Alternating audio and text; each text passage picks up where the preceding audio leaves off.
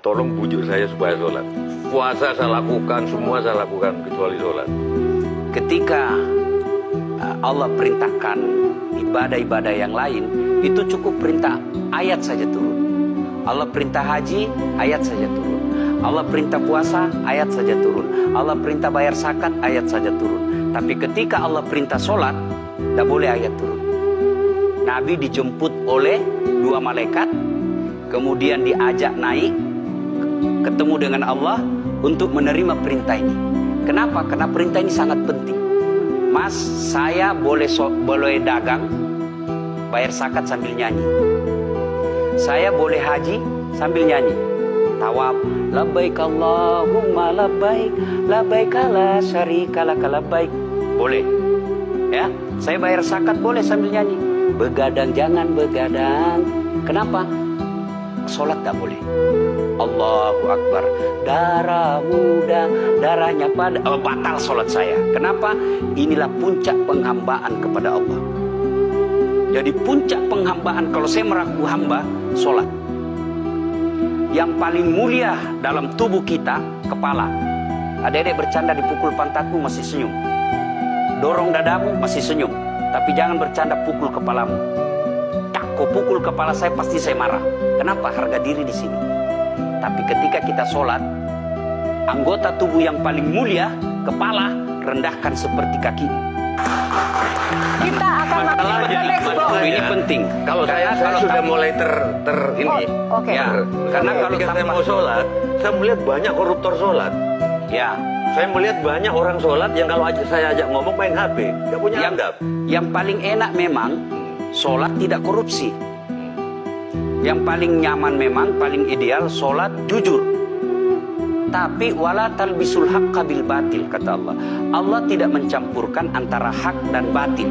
Sholatmu beda, puasamu beda, maksiatmu beda. Itulah sehingga Allah hadirkan 2 malaikat, Rakid dan Atid, mencatat yang baik di baik, yang salah salah. Tapi ini setan kan tidak membiarkan itu. Maka setan masuk. Nah, dia sholat tapi dia korup. Tapi Allah Maha Adil, maka ditimbanglah nanti mana yang lebih banyak, kebaikanmu atau keburukanmu. Kalau dia baik amalnya tapi tidak ada sholatnya, sia-sia. Kenapa? Passwordnya kebaikan itu, kuncinya itu adalah sholat. Ustaz, ketika naik haji, naik pesawat, pesawat itu mungkin dibikin orang yang nggak sholat. Iya, betul. Terus gimana tuh? Nah, Kursi itu mungkin dibikin orang yang nggak sholat. iya betul. Terus? Nah, bagi orang yang tidak sholat itu, Allah nanti perlihatkan amalnya. Yang ciptakan listrik ini luar biasa amalnya. Iya. Saya bisa dakwah karena ada mic. Iya. Dan mic itu dari orang non-muslim yang Iya. ciptakan. Maka Allah nanti pamerkan. Ini kau punya amal.